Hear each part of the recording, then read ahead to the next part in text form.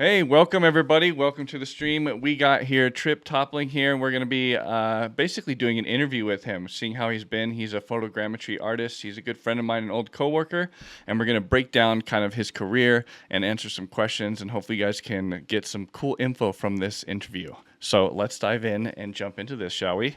So Trip, tell us about yourself. How did you what got you started in the industry? Like what got you that you're like, oh, this is what I want to do for a living or whatever. What broke you in? Well, a couple things. So first off, I graduated from Full Sail University Oh, back in okay. 2016. And kind of I went to my high school had a game design kind of extracurricular activity thing. And so I got really into that. But with game design, you need to know how to code, and I am the worst coder in the world. I cannot spell, I can't do math. I'm awful. Sounds like So, sounds like me. yeah, I kind of stumbled my way through that class, It's and I funny. luckily, I made friends with the teacher, and he loved. Like, I knew how to do art, so I did all the art for kind of like anything that we did in Oh, that that's cool. class. Yeah, I bartered my way through the class for sure. Um, so after that, I think a Toy Story movie just came out. Maybe it was Toy Story 4, Hmm. and I was like, you know what? I love Pixar. I grew up with Pixar. I want to do animation. Hmm. Um, and so I went and did a behind the scenes tour at Full Sail.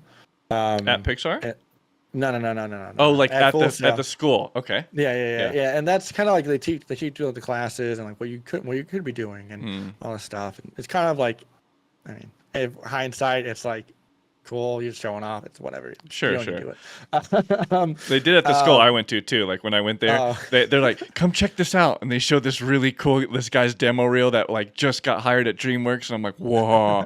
yeah, So I understand. Yeah, yeah. yeah. And so at the end, they're like, "Oh, what do you want to do?" And I was like, "I was hoping to go to school for animation." And she was like, "Oh, okay." She's like, "Yeah, the thing with animation is, um, it takes a while to do anything in animation, Mm. like to get like a foot moving correctly, a certain way. It takes a long time to do that." And I'm like, "Oh, okay." And then like after Full Sail, I go and I watch some videos on like old behind the scenes Pixar movies, and they're like, Mm. "Yeah, this motion of Woody took 2 months to do," and I was like, "Ah, okay, Yo, I don't so want to do I'm gonna do something that. else." Yeah, that's so funny. so then Last of Us came out, Mm. and this might not be the correct order. I don't know. I it's me looking back. So Sure, if sure. Toy Story 4 came out before Last of Us, I'm on track. Um, so Last of Us came out, and I got it day one, and I loved it. I loved everything about it. Like I Mm. loved, and especially like the thing that Naughty Dog does that does amazing that most other AAA companies do well, but not as well, is they engross you into the world and Yeah, they really pull in you in. each Yeah, environment. yeah. Yeah, and I was like, you know what, I want to do environment art. I want to create these Mm. worlds that people kind of lose themselves into. Especially I replayed the first Last of Us like 4 times. I mean I love that game. So what I did was I went and did a behind the scenes tour of game art at Full Sail. And let me tell you guys, oh god, behind the scenes tour at Full Sail is not short. It's not a short thing. It is like 4 hours long, Whoa. Okay. and Wow. so and only like 1 hour is different of the 4 hours. So me just doing the animation one and going back the next month for the game art one. Oh my god, it was so boring. I Mm. hated it. Yo, I Um, heard this part already. yeah, Yeah. yeah, and they do the same exact stuff. They tell the same exact stories. It's like okay. So at the end, I express my enthusiasm for game art. I brought some of my artwork as if that's gonna like help me, get into Full Sail because hey, if you guys don't know, Full Sail is kind of like a pay for a degree college. Mm. They do really good, they do get you ready for the industry in a sense, and they do teach you like a bunch of general knowledge and get you ready for like they teach you the software you need to know, and they do a good job. Um, but um, they don't care if you have done art before. So Mm, if you yeah. do go to Full Sail, don't bring your portfolio with you. This lady was probably looking at my stuff and being like, "What is You okay, know, I cool, I always thought that guess." too. Like when I went to the art institute, I thought the same thing that like you needed to be an artist to come in here and you were going to get Mm, approved and all this stuff. They don't get, they just want your money. They want you to come in there. yeah, Like you don't know nothing. It's fine. We'll teach you. So, yeah. yeah. So that's kind of like how I got started at Full Sail. But mainly because of Last of Us. It's still one of my favorite Okay. games today. Um, and most of the later Naughty Dog games are just amazing. Um, and then I went through Full Sail. For Full Sail, you kind of get lumped into just the general population of that month of recruits, basically. Oh, really? Um, Okay. yeah, so you start with game dev, anything that goes has to do with games, basically. And I think some music people are in there too for some reason. But basically, you're in a class of like 120 people, Wow. and then I think it's different now. I know it's different because my one of my roommates just graduated from there, so I 100% know it's different. Hmm. But after 3 months or 4 months, you split off and you're just with animation. So game art animation are kind of coexisting for the next year, and then once like a year and a half hits, they split off, and Hmm. so you're just with game art, and then animations with animation. Okay. Um, but when I went to school, that's how it went, and I'm not sure if you probably met him, Mike, when we were working Hmm. on that project, Who? or across the hall from you. Gio Scholl, Oh, yeah, yeah. Yeah, I did meet yeah, him. Yeah. that guy. He's one of my closest friends. He's amazing. He's an Yeah, amazing he's really artist. good. What I liked about Yes. him when I worked with him, people like Gio are rare, and it's just like a guy that I interviewed at the company I'm working for now, and Gio is very detail oriented, and Mhm. in 3D art and what we do and in making games, you have to be detail oriented and you have to be that guy who keeps Mhm. track of stuff and keeps on top of stuff and just kind of because it takes that mindset sort of to do what we do. If you're just like, you can just get lost in what we do really easily, and you don't. How do I say this? You're not a productive member. You're kind of Mhm. like this slow dude in the team. So Geo's cool. I liked working with Geo. He showed me a lot of cool techniques on different stuff, and so Yeah, he's like this all around. Just he knows so much knowledge. Like he does his own animation. He's making his own game right now. yeah, His own AR nice. game, yeah, VR game, and it's pretty incredible. But that guy, he was always the top of the class in Full Sail, and every single time, like we like, because like he came into Full Sail knowing 3D, Hmm. so he had a big advantage over Yeah, everybody in the class. sounds like a guy I know. Um, Yeah, uh-huh.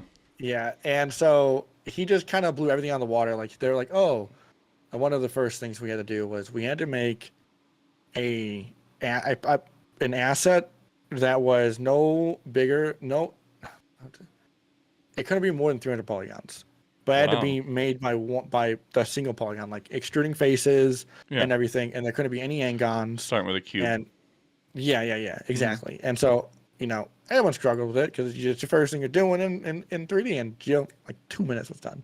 The next thing was like we had to make a room based off an image, and so I did that. But like Gio was sick one day, and then he came in the next day, and not only did he finish just modeling it, but he also textured it and he also rendered it out.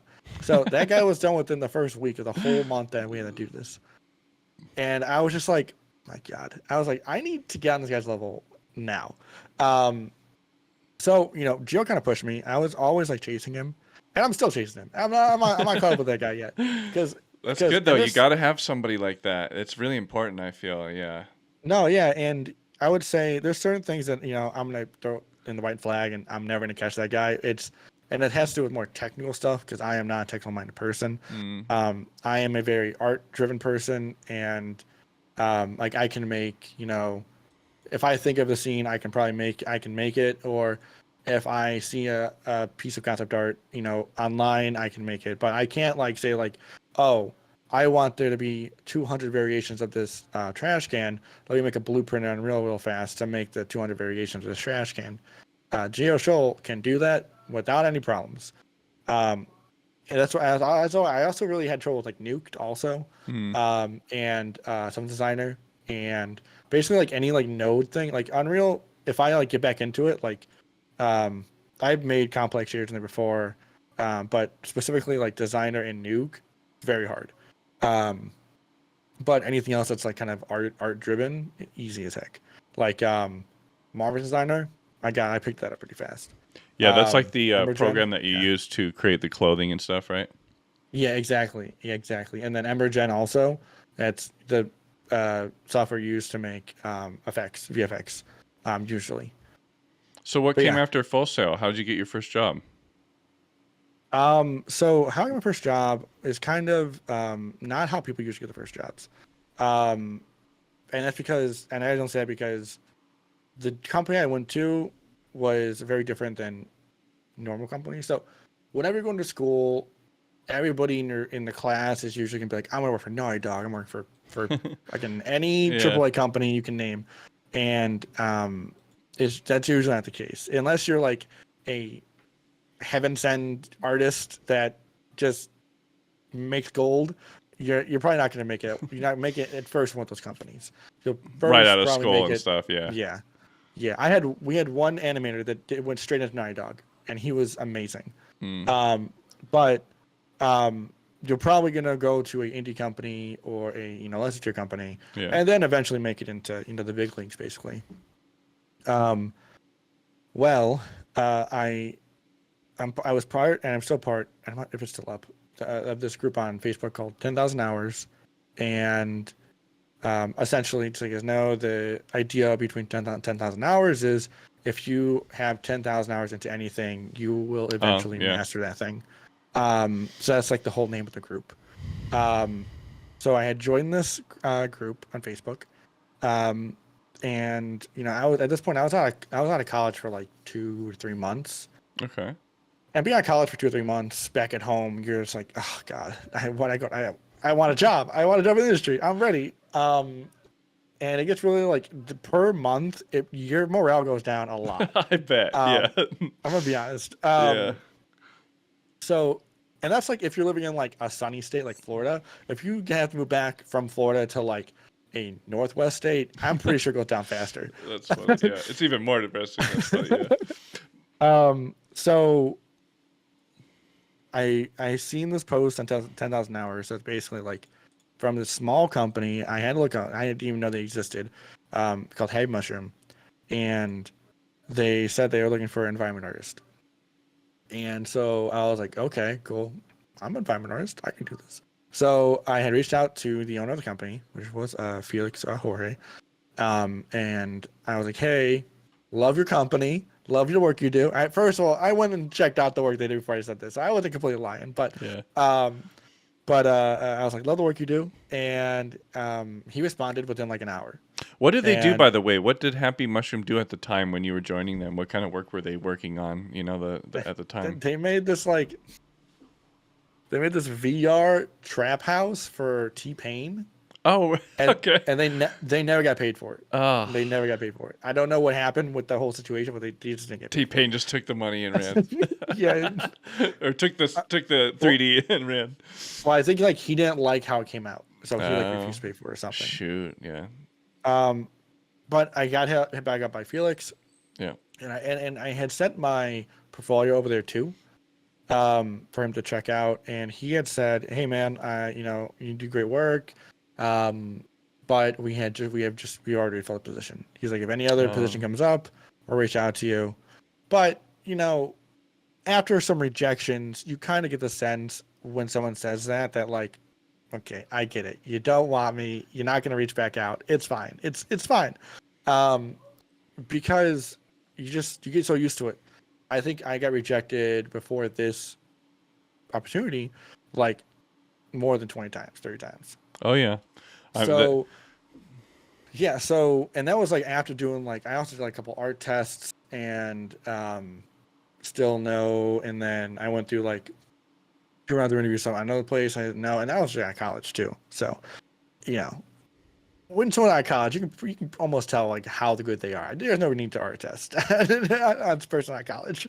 Um, but I he responded. He hit me up like 3 months later. And he was like, "Hey, if you're still available, I have this kind of position for this project open, and we think you'd be great at it." And I'm like, "Oh, cool." So at the time, I'm working at this mom and pop shop called Kim's Cabbage Patch, and they just sell plants and produce. And I've been working there since I was like a freshman in high school. So you're like So bagging after groceries college, and all that shit. Yeah. exactly, yeah, I'm just Yeah. ringing up people, and I get this email. I'm like, "Oh, fuck." So then I'm basically families with the owners. Mm. Um, and I go to them like, "Hey guys, can I put like part time in for the next month and a half? I have this opportunity." But they're like, "Yeah, of course, the heck." I'm like, "Cool." So I work on this. My first project was for this amusement park ride called the Monkey King, and I think it was for a ride in China. I think, Hmm. and I basically had to help with previs and camera movement, and just how environments like laid out. Mm. Um, The and pacing of things and Yeah, and I remember with that project, I had to learn Perforce. mm. Very hard to learn with straight into the going into it. That's good though Um, because it's used in so many companies. It's good yeah, that you used it. You used it right away. So yeah. Um, it was also hard because like Felix isn't the best explainer at things. He kind of skips some things. So I learned in by fire, trial by fire. yeah. And then they had told me like, "Hey, you're gonna work on these shots. Here's a concept art we've received." I'm like, "Okay."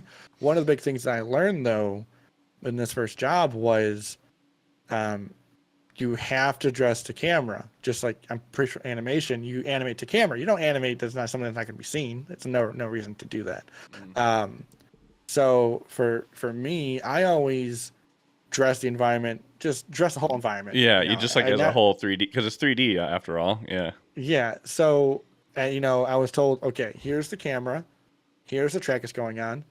It doesn't matter whether you are in 3D space, as long as it fits the concept Mm. art. That's all we really care about. I'm like, oh, okay.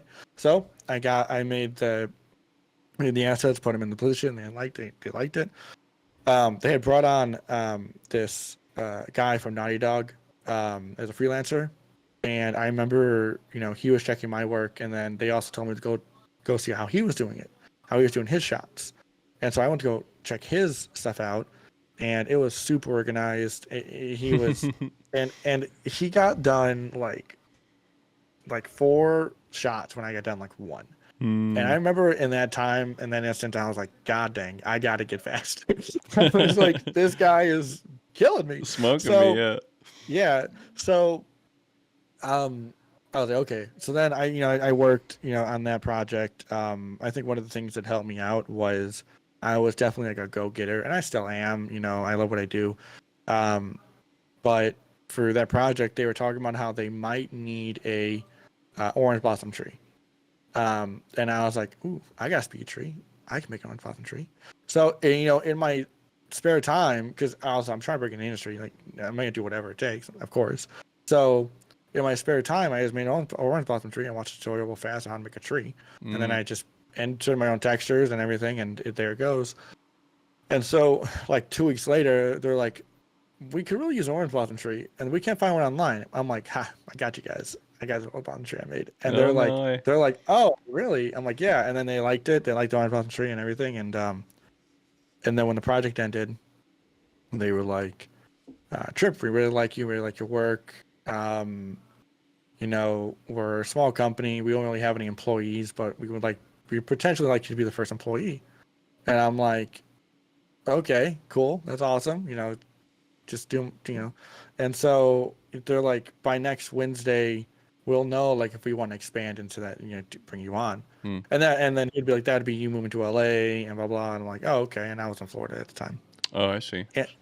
And so I was like, okay. So like that week, it's just hell because like I was like, I can't wait. And so the day came and he said, yeah, we're gonna move you to LA. I was like, oh, awesome. Um, so then from there, kind of snowball effect. So I went from working on Monkey King, and then my second project was it was Greyhound. It was a Tom Hanks movie. I was doing Oh, previs for the interesting. ships. Okay. Yeah, they were doing a lot of simulations, water And simulations for the this is at movie. Happy So Mushroom? yeah, Okay. and but I'll tell you straight up that there was a expert ship guy on that project. He hated my guts. He hated me. I think he Oh hated that no. I was super junior at working with him. Mhm.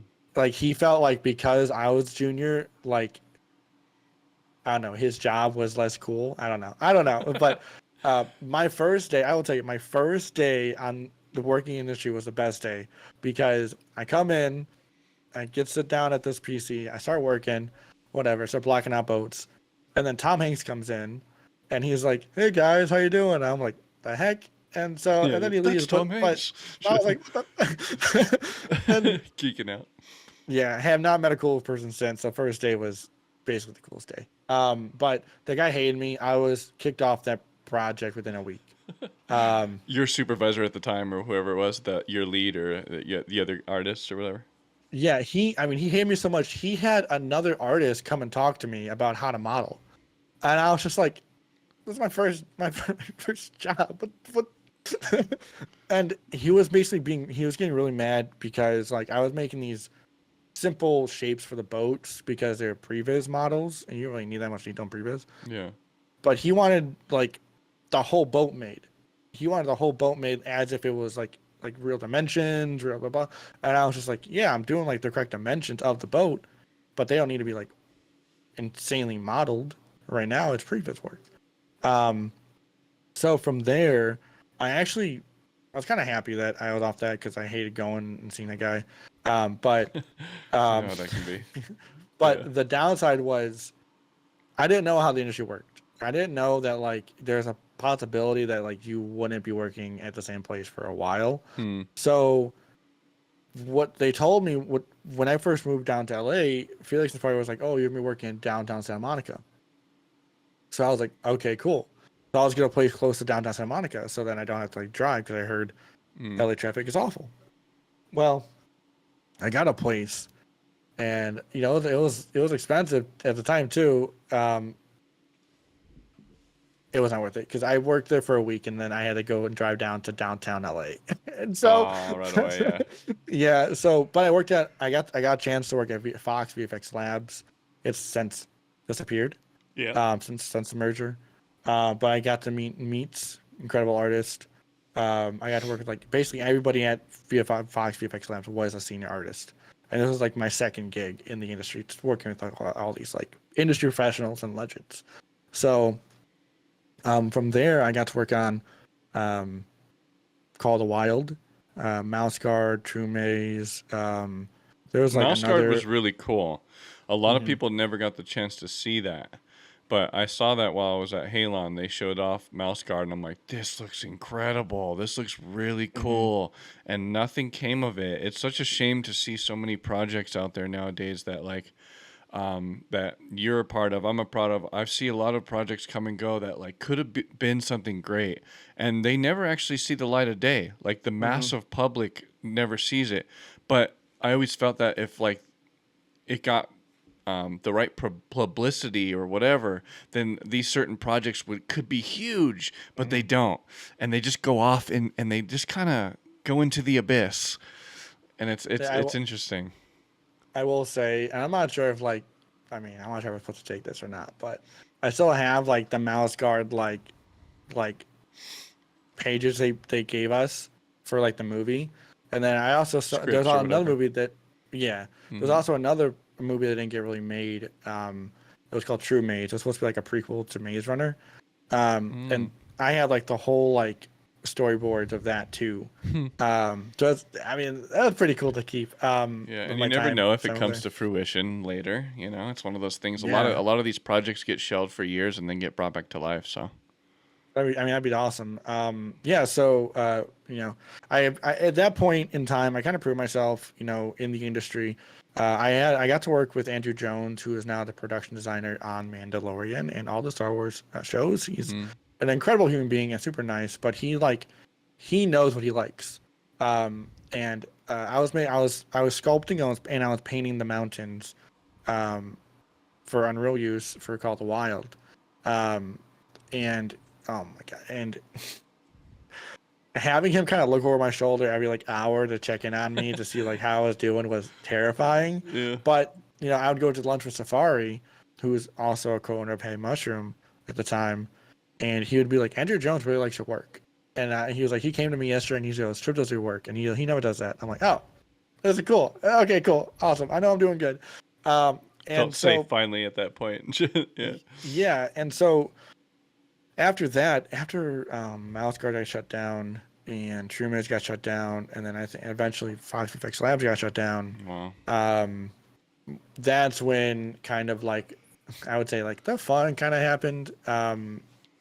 We were we were trying to get into the Mandalorian season 1 picture, and Andrew Jones just got done working with Happy Mushroom, so he knew Hey Mushroom knew what to do, and kind of knew the ins and outs of Unreal, and at the time, not a lot of the industry knew what Unreal was capable of, because also up until this point, Unreal you had to pay for. At this point in time, I think probably a couple months before this, it went free, and so it wasn't really looked at as one a replacement for traditional renderers, and to a real-time kind of juggernaut that it kind of is now. So we kind of had to prove Unreal could do these things that you could do in traditional renderers, and they looked 95% similar. You're at least 5%, of course. Yeah. And so one of the big things that came up was photogrammetry. And at this point in time, I had no idea what photogrammetry was. I didn't go to school for photogrammetry. I went to school for game art, modeling, sculpting, whatever. And so whenever because ILM brought up, and because they just went to go scan a test scan, and I huddled around the PC, and there's this guy talking about it and showing what it does and how to do it, and I got super kind of infatuated with it. But I didn't know how to do it. I didn't even know I know what camera settings were. Yeah, I was gonna ask that. Did you have any photography knowledge before kind of engulfing on the in this endeavor? No, and you know what? It was ignorance. Ignorance Because is bliss or whatever. Yeah, exactly. my one of my good friends, he went to school for film at Full Sail, and he knew ins and outs of cameras. And I just refused to learn it. I was like, you know what? I'm not going to use this in my life. So, yeah. Gotcha. I mean, that's just irony at its finest. That is funny. Love that. So when season 1 came by and the photogrammetry came up, Happy Mushroom also wanted to get into the mix of scanning and cleanup. And I didn't know how to scan, but I knew I'm good at making workflows. Even at the time, in junior artists, I'm good at making workflows to get an end result that someone wants. And so at the time, I was like, okay, if we do this, this, and this, we may get a better result. Because also, Quixel was also very new at the time. Quixel, the software and all that, and yeah, there was no bridge. There was nothing. There's how Quixel was operating with big companies was they were sending out hard drives full of assets. Oh. There wasn't there they didn't have you couldn't even download that many assets on Quixel. So how Mando was kind of operating was they were kind of trying to use their own, mixing in Quixel assets, but it definitely was not as streamlined. So what HM was going to do, we were going to go into Red Rock? No, not Red Rock. Joshua Tree. And we were going to scan Joshua Tree. Yeah. And we were going to come back and be good. Well, we still need a scanner on the team. So I kept in contact with most of everybody that I meet in industry and from school. So I knew Geo Scholl was learning photogrammetry in his spare time. So I'm like, hey, Felix, I have a friend that knows photogrammetry, blah, blah. And he had to get he had to get Geo Scholl vetted through production to make sure he was okay. Through Andrew Jones and everybody. And they okayed him. So they moved him out to LA. And I told Geo, he can bunk with me for the time being.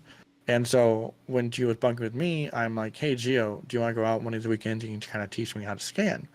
And he's like, sure. So we go out 2 or 3 weekends, and he slowly teaches me how to scan. and I still have like one of the first scans that I did, and let me tell you, it's still pretty good today. Nice, nice. And hold But on, before you get into that topic, yeah, I, I want to touch on that because this is showing you taking your personal initiative outside of your work hours and different time to improve your craft and get better at what you mhm, do. And I feel like the people that make it in this industry are those type of people. That I'm that type of guy. Like when I was at school, they would teach me this one thing, but then I would go home and like practice biped and practice this and learn this on my own. And the people that didn't do that, the ones that only came in to learn the bare minimum, didn't really go on to like be big in productions and mhm, make movies and make games. And so it's interesting to hear that you did that too. Like, you got this roommate yeah, and you're geeking out with this roommate. You guys could just chill and watch Netflix and play games and dally around. But no, you got this buddy and you're like, "Hey, teach me, bro. Let's go out on the weekend." And so that's great. Tell me more about like the story of how that went. yeah. I mean, so like how I kind of what about my career, and now I do the same thing is I kind of always like reinvest into myself Mm, and progressing my talents to another thing. So once I learned photogrammetry, I'm like, what else can I learn? And I was like, I'm really bad at sculpting, especially characters. mm. So I went out and purchased, the Cintiq behind me, and I did a portfolio piece surrounded around a character. And on my portfolio, there's this like kind of like retro space person in a suit. And that's the first thing I made on here. And then there's also an octopus I made. And that's also a character I made. Oh, that's cool. Is Um, that the one that's like coming out of the toilet or something? Is that what I saw? yeah, Yeah. yeah, Okay, yeah. cool. So Yeah, so like those so are, just take a step back though. So the first piece that you started learning was from Geo, how to scan on yes. this weekend trip or Yeah, whatever. so yeah. So we went to Vasquez Rocks, and the Oh. thing about Vasquez Rocks is it's very easy to scan because they are sharp and dry rocks. So it's very hard to like Mess up. not get a mess up. Yeah, it's very hard Yeah. to mess up.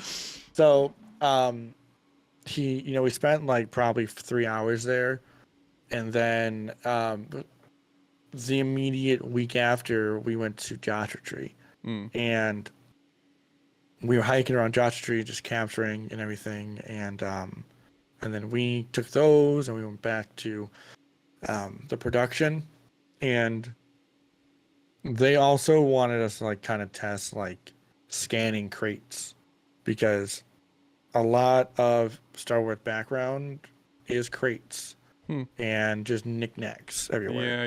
Yeah. Just like containers and Hmm. yeah. I know what you're saying. Uh-huh. And so, but like at the time, the thing with scanning crates is they're reflective, they're Mm. symmetrical on both sides, which is hard for things to dictate like what goes where when scanning. And we kind of had hey, we'd figure out all these like kind of problems. So we came back with the scans, we cleaned those up on our probably V beta version of our workflow we used at the time. And then these crates, and these crates have like tarps taken off of them and ropes going on everywhere. And like if an artist were to sit down and have to clean up one of these crates, it would have taken them like probably 2 weeks to do so because of all the Mm. intricacies of these scans. But we didn't have much time, so we had to come up with a workflow that was like not only are we cleaning these things up, but we're cleaning up at a high fidelity to be used in Star Wars. Hmm. So um, I would say that I had a hand in creating the first workflow to create high fidelity photogrammetry for Star Wars. That's really cool. Um, Did you, by the way, I have a question because you brought up something which is really important when you're doing photogrammetry work, which is you don't want something to reflect or be shiny. Did you guys use you just gave me an idea sort of because I've only done a little bit of that type of work, but did you guys use like a matte finish thing to knock down the like a spray to knock no, down the so no no, there are a couple ways you can do that, and yes, that is one of them. a matte spray, I guess. Yeah, yeah. And another one is they make this spray that is like a matte gray spray um, that dissipates over time. So let's say Mm, like yeah. there was one that lasts an hour, one that lasts 24 hours, and Mm-hmm. one that lasts like a week. You spray it on there, and it basically creates a gray model, and you would capture that model, and then it would dissipate over Wow. time, and then you would recapture that model. So then you have pictures that are for alignment, and then pictures that are for texturing. Mm-hmm. The way that we did it was we just captured it. Mm. We just captured it in shade, Yeah. and we just had to deal with the reflections because, like, of course, like at the time, we also didn't really have like enough time to R&D. Like now, I use cross polarizations in all What's it my called? Cross polarizations? yeah cross polarization is when you have a polarizer on the camera lens, Oh, I know what you're talking. and Yeah. and then you have a polarizer on the light source. Okay. And anytime I have anything that's like shorter than 2 feet, yeah, I put it in there. Hmm. If it's short, if it's not, if it's bigger than 2 feet, you still can do it. But because of the source of my strobe, it dissipates over a larger distance. Hmm. So I might find myself kind of fighting shadows, because of just how big the asset is. So if you were to have to do a bigger asset, you would probably need like a big setup with like a room dedicated to cameras and lights and everything. But yeah, so we kind of like worked around it, cleaned it up how we could, and at the end of the day, we found a workflow that worked, and we were able to work on Mandalorian season 1, and That's then cool. So some of those assets made it into the season, or are yeah, you one of able the to? Were you able to watch the show and see some of the pieces of it in there? Were you able to like kind of go, oh, there's the crate, or there's the in there, or no? oh yeah, yeah. So on my art station, like what I usually do, I haven't done it for the new Avatar on Netflix, but or Ahsoka, but I usually go through the season and I'll do screenshots and then I'll highlight like what I worked on and what kind of made it in. So one of the main ones I made in was on the farm on season 1. His like hut thing, his like makeshift hut, was scanned. It was a miniature scan, and then I cleaned it up, and then I made it in there. Nice. If you can send it to me later, I'll splice it in this video. Oh yeah, will do. Nice. Okay. So at Happy Mushroom, that's the company name, right? Happy Mushroom. Yeah. At Happy Mushroom, you did photogrammetry, and then did you get recruited from Halon? Like Halon went and poached you from Happy Mushroom, or how did you get from I, Happy Mushroom to Halon? yeah. So when the time before Mandalorian season 1 came out, nobody was really thinking about Unreal Engine and it being used in film use. Mm, So nobody was believing right. Happy Mushroom that they did this, and they couldn't show anything they did.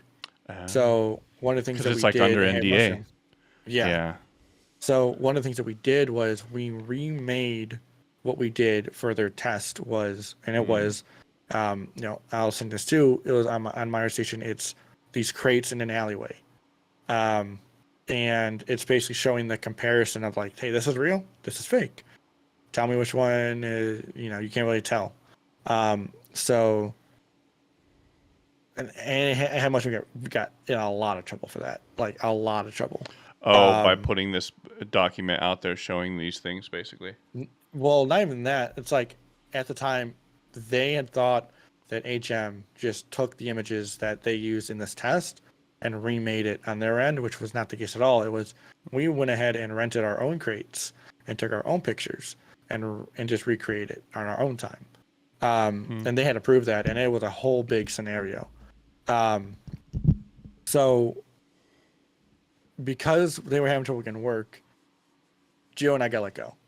Um, and we were also junior artists, so it's like we can probably do without junior artists. It's part of the game. You knew you So were. What you're saying is you knew you were on the not shit end of the stick, but you knew you were on the yeah, low end of the totem pole or whatever they call it. yeah, because it wasn't my first time at Happy Mushroom kind of getting let go. Um, Within a year of moving to LA, they were having trouble getting work, and they Mm. let me go for like 2 months, which I'm not gonna lie was terrifying. um, so this was once you get let go the first time by a company, you can kind of know when more is going to be happening in the future, just by the reading the tea leaves. So he said, Felix was like, well, we can't get work, blah blah. So we're gonna let you guys go. And we're like, okay. So I reached out to Kenny, at Kenny Halon. Diogo. I forget how to say his last name. Diogo. Yeah, same. I used to know how to say it when I was working with him, and now it's been so long I forget how to say it. I have to see Same. it. And so I reached out to Kenny, and I Uh-huh. worked with him on Mandalorian season 1, and him and I were friends. We always joked and And everything. how'd He you liked know my work. Kenny? We worked on Mandalorian season 1. I see. Through Happy Mushroom.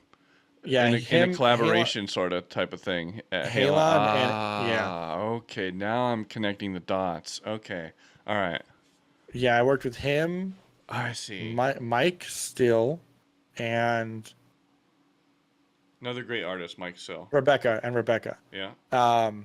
And she's no longer even in industry, but she's a great artist. Um, and I reached out to him, and I was like, "Hey, I Kenny, see. had Mushroom, let's go, blah blah, and let me go." And he's like, "Oh, message Taylor, he'll get you, set up. We can really like your work, blah blah." I'm like, okay, so I messaged Taylor, and basically like I already had the job. Like, Awesome. they like my work so much, I already had the job. But it was like, but I had another friend that's even better than me, I and don't want to say he, that, but yeah, and they hired him too, right that's off the bat. amazing. Yeah. And later on we knew why. Like they had a big project that had to do with photogrammetry that they were potentially getting. Um, and So it worked out perfect. Sounds like. yeah, I will say my very first kind of test with Halon was they were making the Kerbal Space Program announcement trailer, Kerbal Space. Yeah. Uh huh. and Ryan McCoy goes, "Okay, we're getting all these assets. We're gonna clean up from the team that hired them, whatever." And he's like, "But we also have to make the Kerbal characters and the suit." And he's like, if anybody doesn't have, isn't like comfortable making like characters, speak up now, blah blah. And at the time, I'm like, I'm making the character, so I'm not gonna speak up. Like, what's the chances of me getting the character? I'm like, anything else I'd be fine with. So, he's out to ask, and he's like, yeah, sure, you're gonna do the character. I'm like, oh man, okay. So, um, Because at the so I time you're do not like the character guy, so you're like, ah. exactly, and so like, I'm also not sure when you go to a different company, you're not sure like how fast things have to get done. I know that Um, feeling. Yeah, and sometimes you even ask, you're like, how long does this normally take another guy? I literally asked that question Yeah. because like I was working on this, Kerbal spacesuit, but like they had me design it too. Like it wasn't just me going off concept art. I had to design this thing. So I was like, okay, well, I'm gonna base off like a real spacesuit and blah blah blah, and then I designed his helmet and everything, and I mean at the end of the day, Halon really liked it. The client said they loved it, and now it's in the games. That's pretty cool. Um, and but like I really messed up because I didn't tell him that I didn't want to do the spacesuit. I'm gonna be honest. He was like, because like it took me probably 3 weeks to do that guy. Um, and like each week was done, I was like giving updates, and I was walking over to Ryan's desk. I'm like, how long does it usually take? Because I don't want to take longer than it has to take. And he was like, no, you're doing great. You're doing a great job. I'm like, okay, cool. Okay, awesome. But yeah, so eventually we did get to the photogrammetry job, and that was scanning Monument Valley in 3 days, and um, it was hard. It Did you was so guys use hard. any drones for that?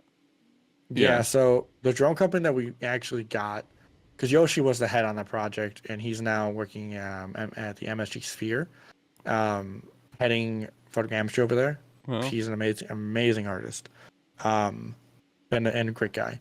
But he was heading up this project for us, and we were doing the terrestrial scanning, so we had to walk around.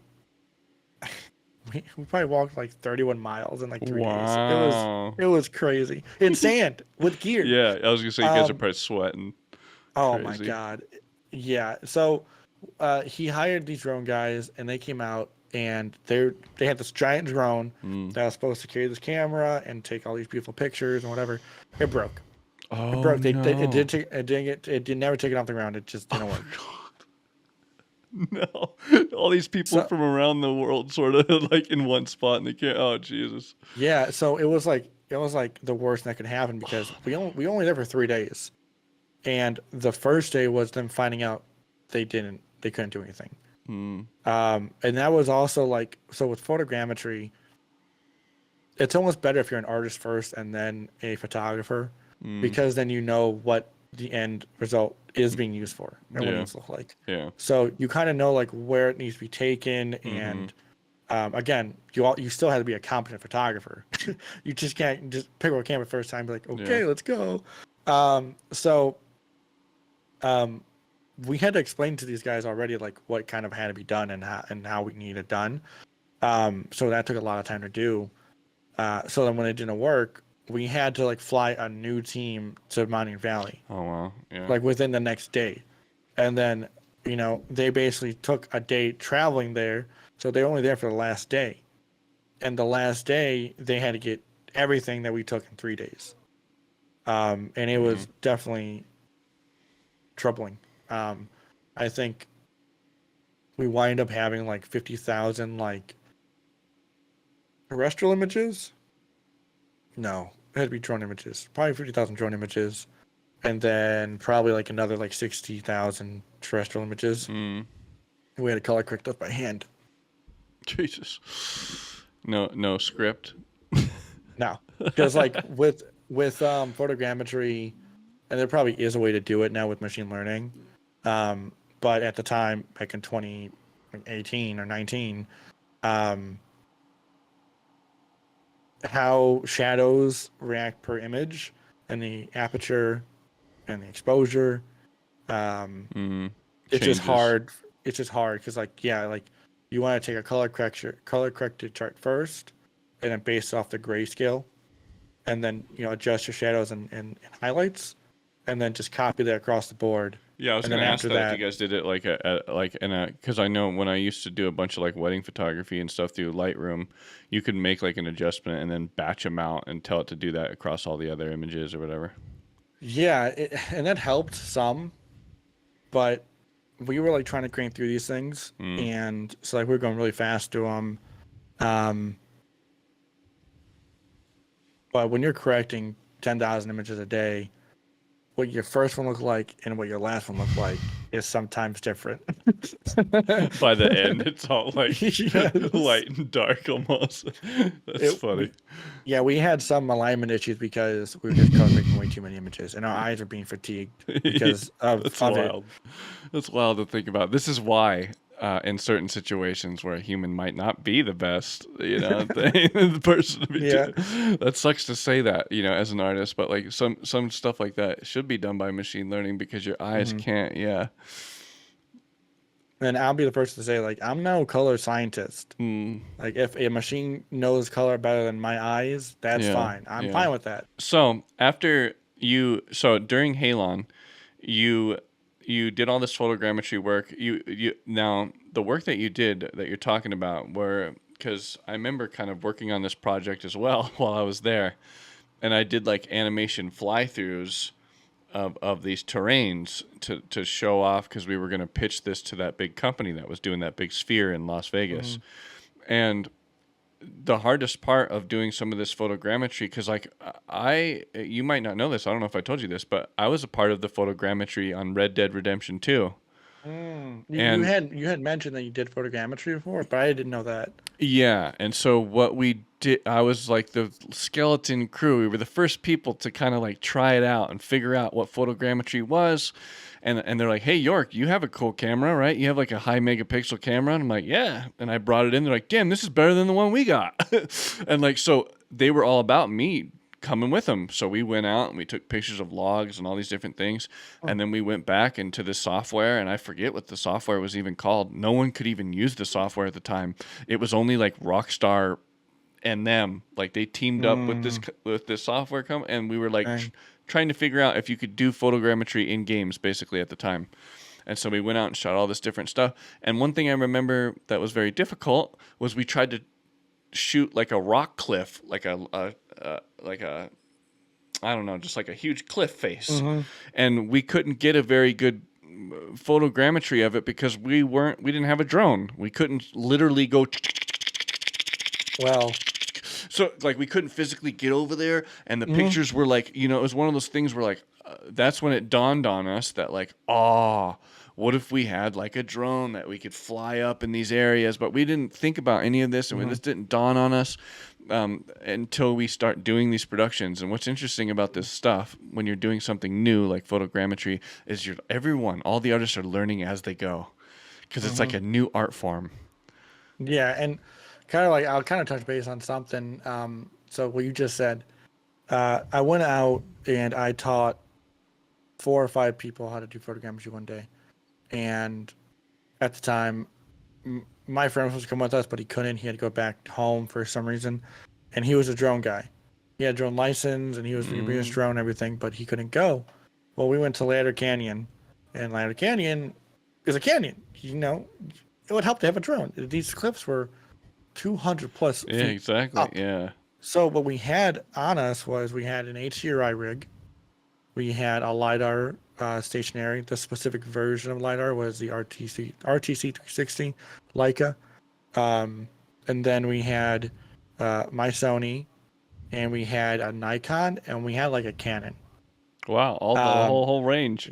Yeah. So for you guys who don't know, having 3 different cameras is great, but Not how they for handle color Yeah, is and I was just gonna completely say different. not for this. Yeah. Yeah.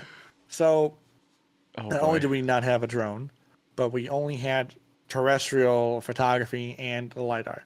The LiDAR, at least, it goes 300 feet in any direction. So as long as the camera had color in an area, we had shape in an area. But if there was like a cliff that was like this, and then you had like this, it couldn't see what was in that crack. So that became really apparent when we solved it out. I think some of the clips came out to like 3 billion, whatever. It was something ridiculous. What polygons? Yeah, in the reality capture, and I had to kind of cut that down. Just a little bit. Yeah, and so I'll send you these too. I have all of these now cleaned up assets on my art station. But what I had to do was I kind of had to make like a workflow where, like, I'm not gonna lie, they're not 1-to-1, only because the data it didn't exist in some of these areas. So what I had to do was I had to take pieces of the clean areas and kind of surgical remove them, Yeah. and then put them in make them clean. Patch them up, basically. Yeah. So I think I wind up with like maybe 15 different clip faces. And they all look, if you were looking at them, tell me which ones you think are the ones that came out correctly and the ones that came out, wrong. You cannot tell. I Nice. did a pretty good job, but no, like for that specific thing, that's how I would do it. I would just like kind of, okay, it's just, You can only get so much, and then you can Yeah. fake some of the spots that the photogrammetry can't get. yeah. And if you don't have a drone, that's also what a high megapixel camera helps with, because it has so much data per image. Like I think one of our images from the Fuji that we have is, I want to say 200 megapixels, 200 megabytes. Oh. So it definitely you need a big storage and everything, but it does save you in the back end if you miss something. So, at Halon, you ended up doing photogrammetry for this concept that ended up not becoming to fruition, basically, right? Like you ended up doing all these things, you shot all this work, and once again, this is like something that Halon pitched to this company, and it just kind of didn't go through, right, on your end. Yeah. It's never going to be seen. It's never going to be seen. And Except on your art station. Kinda. Kinda. So my second stint at Halon, we did make something at least to show off on the screen. But it's never going to be seen in the sphere. And it's sad because when we were capturing this location, because it's all like tribal land. we were like the last people the tribe was letting capture this location. So if they let people in the future do Mm. it, it'd be cool. But as of right now, what I know is they're not letting anyone else do it, Hmm. and what we do with this data is never going to be seen. Interesting. Yeah, that's interesting. I haven't been there yet either. Have you had the opportunity to kind of go to this Vegas sphere yet? No, I have not. I know like everything about it because I also did two separate. I was supervisor on two other projects for the Happy Mushroom. Oh, really? Um, Okay. but I haven't been able to go to it. So have you now that okay, so like to catch up the audience here. So now that you've now recently left Halon, right? And it's been Yeah, gone for what, 2 months? You've been out of there for 2 months or something, you say? How long have you Ar- been away from Halon? around there. Yeah. And then now have you reached out to any of the people that like you used to work with through photogrammetry and seen what they're up to, the Andrew Jones or any of that guy or whatever his name was? Yeah, yeah. So I reached out to, my contacts, and some of the people I taught are now in the industry heading departments. Isn't that funny? Yeah, and the thing about, luckily I like all person. Like I remember Fabio, so Happy Great name. Mushroom kind of Happy Mushroom kind of imploded on itself. Um, and it taught me a lesson in loyalty for sure. Hmm. Um, I was their first employee. And as soon as kind of like the smallest turbulence hit, I was like one of the first people they let go without like any severance package or any notice at all. And that's kind of why I'm back with Halon, heading the department. I have reached out to Fabio. Fabio actually let when they let me go. He's like, I'm not staying here. He's like, if they're gonna do this to Trip, they're gonna do this to anybody. Hmm. So he left too, and I was like, "Dang, Fabio!" Like, I mean, thanks, but you don't have to do this. And he did, and I mean, bow to him. But now he's heading up the scanning on the Mando on the Star Wars shows. So I reached out to him probably 2 weeks ago, and he said that he'll let me know whenever they grow in the team. I have another friend. I actually moved down to LA to teach him photogrammetry and help him get on his feet. He's now working at Leica, Oh, okay. the stop motion company, Yeah. and doing scanning. And he said that they may be looking for another artist soon. So when that comes up, that comes up. Um, but I'm also I may be also looking to start my own thing with some. That could be fun, especially with Yeah. Unreal right now. I feel like if there's any time to do your own thing, holy moly, like it's now, right? Because the Unreal Engine is so incredible with MetaHuman, all these different things that like you could yourself, like Geo's doing, like yeah, make some kind of what do you call it, a pitch, like a piece, and you Mhm. can pitch that to a bunch of big companies, different things to get like funding and to bring on a whole squad of people to make something big from it. You never know. Hell yeah, man. Well, there's like a couple things like one, I've been doodling this idea Okay. of a short for quite a while. And it has to do with Roombas, and it has to do with The like cleaning like vacuums. yeah, and it has to do with like an old Roomba that's clearly old. Don't give your idea Um, away on this interview. oh no, it's whatever. It's being made, as we speak, so it's whatever. Yeah. But it's basically like he been phased out by a new one. Um, Okay. and but yeah, that's also I also have this idea of a game. Um, Like a Wally type yeah, of thing. yeah, Earlier. Yeah, exactly, yeah. literally exactly. I like that. But yeah, some of my friends are kind of tired of the industry and kind of how it Hmm. operates. Uh-huh. And do you remember Chris Satola? Ah, that sounds really He had long familiar. hair. He was a lighter. Um, I think I know who you're talking about, but I didn't y- talk with yeah, him too much. yeah. He's a very unique person. Um, I love him. He's one of my good friends. He's a really good artist. He is currently working for a pretty well-known company. Um, and he had reached out to me the other day, and I was like, hey, you, Pat, and I, and like 2 other people Mm, are more than capable of doing what these companies do, and yeah. why don't we start our own thing? And I'm like, I was thinking about it. And I'm like, yeah, I'm fine. Yeah, just go, let's do it. That's all. Like, because like at the end of the day, as long as you have like income to sustain yourself until like, of course, to get off the ground, that's all it really takes. Because like, you're really, for the companies currently in the film industry, you're relying on them for pay, as every Yeah. job is. But Yeah. as long as you have that, you already have the talent that they're looking for, because they're going to that company because you're there. So you know that's how I look at it. And Mm-hmm.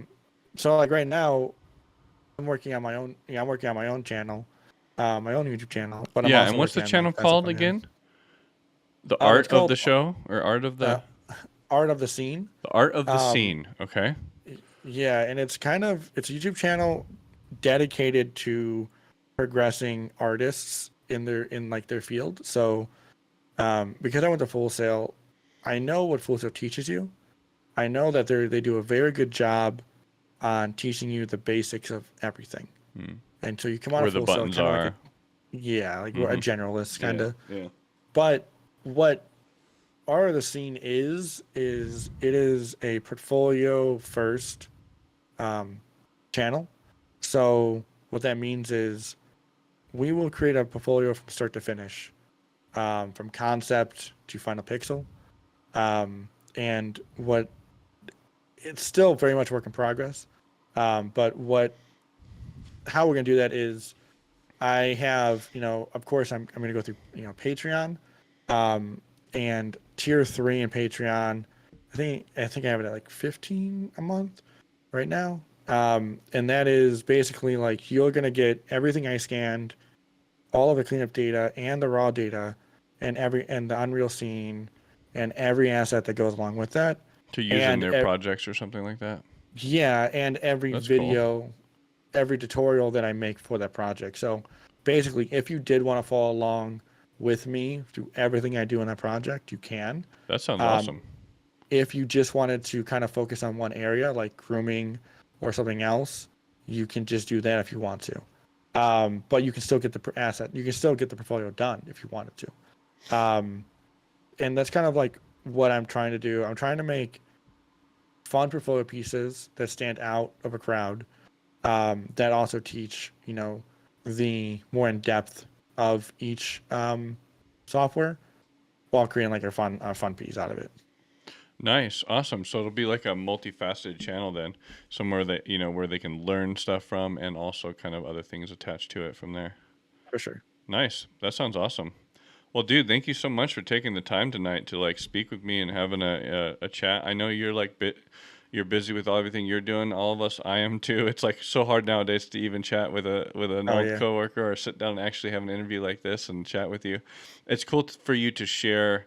I'm the different stuff that you did getting here, because a lot of people don't know like what it takes and different one thing is that everybody has a different path of how they get to the spot that they're at. Hmm. And like, it's so cool. I didn't even know that you worked on all kinds of stuff on Mandalorian. And I knew that you did some photogrammetry work, but this is a lot of stuff. I learned a lot, like about you and what you did, worked on and stuff. So it's really cool. Send me a link to all the stuff. I'll pop it up on the channel on all the Will different. do. Make sure anyone who's watching this video right now, check down in the link in the description below. I'll make sure to post a link to his channel. It's kind of work in progress right now, so hang tight. If the link is not working or whatever, it'll be coming. So thank you so much, Trip. I really appreciate it, man.